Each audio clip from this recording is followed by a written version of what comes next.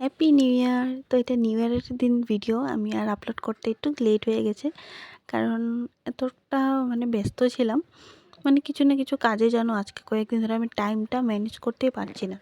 Video নিয়ে ক্লিপগুলো তো নিয়ে রাখছি, কিন্তু এডিট করবো, আপলোড করবো পারছি না। আর কখন কখন তো এরকম হচ্ছে যে আমি ভিডিও করতেই সময় পাচ্ছি না। তো নিউ ইয়ারের দিনকা সকালে স্নান টান করে সমস্ত কাজকর্ম ছেড়ে, তো ননদও তো আছে করে, তো ওকে নিয়ে একটু ঘুরতে গিয়েছিলাম। তো এখান থেকে এসে ঝটপট সকালে ব্রেকফাস্টটা করে এদিকে লাঞ্চটাও করে নিলাম আমরা। দুপুরে খাওয়ার মেনুতে অনেক কিছুই ছিল। তারপর এদিকে ডাইরেক্ট চলে আসলাম সন্ধ্যার সময়। আমরা এদিকে কিছু কিছু করব আয়োজন করেছি।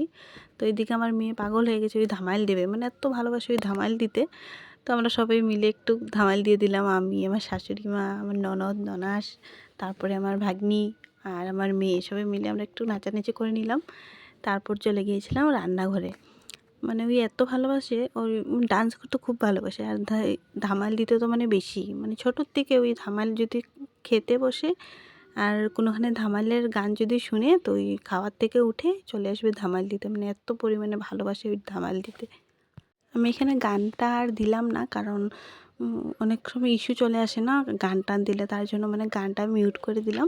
তারপর দেখো ওরা দুই বোনে একটু নাচানাচি করছিল, আর আমি যে এখন ভিডিওটা এডিট করছি ওই সামনে বসে বসে এখন ওই নাচছে, এত নাচের পাগল ওই। তো ওখানে ওরা দুই বোন একটু নাচানাচি করছে। আমরা চলে গেছিলাম রান্নাঘরে, যেহেতু ননদও চলে যাবে তার জন্য একটু পিঠাটা করা হবে। তো শাশুড়ি মায়ের দিকে মালপোয়া বানাচ্ছিল। আজকে কয়েকদিন ধরে আমি কিছুতেই টাইম ম্যানেজ করতে পারছি না যে ভিডিও করব, এডিট করব, কিছু না কিছুতে এতটা এলোমেলো হয়ে আছে সব, পারছি না এডিট করতে, ক্লিপ নিতে পারছি না। আর এডিট তো কোথার থেকে করব। তো যাই হোক, নিউ ইয়ারের দিন তো খুব ভালো করে কাটলো আমাদের নিউ ইয়ারটা। তোমাদের সবার কেমন করে কাটালে সবাই জানাবে কমেন্টে। আর অনেক দিন পরে ভিডিওটা আপলোড করছি, তো প্লিজ বেশি বেশি করে ভালোবাসা দিও ভিডিও।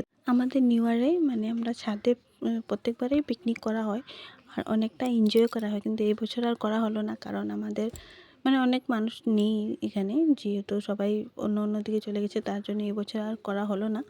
ঘরেই আমরা করলাম।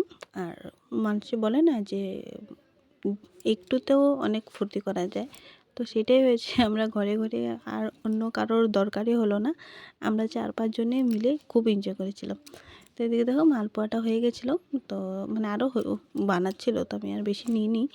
খেতেও খুব ভালো হয়েছিল, সবাই খেয়ে টেয়ে তারপরে আমি এদিকে রান্নার জোর শুরু করে দিয়েছিলাম। আগে আলুগুলো ভেজে নিয়েছিলাম ভালো করে, তারপরে মাংসটা ভালো করে ম্যারিনেট করে এদিকে আগে মাংসটা ভাবলাম ভালো করে আগে মাংসটা বানিয়ে নিই, তারপর এদিকে চাউলটা বসাবো, ভাতটা বসাবো আর কি, বিরিয়ানির।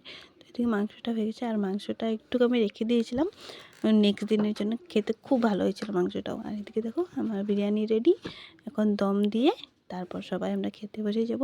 তো দেখা হবে নেক্সট একটা ভিডিওতে, ততক্ষণ সবাই ভালো থেকো, সুস্থ থেকো, বাই।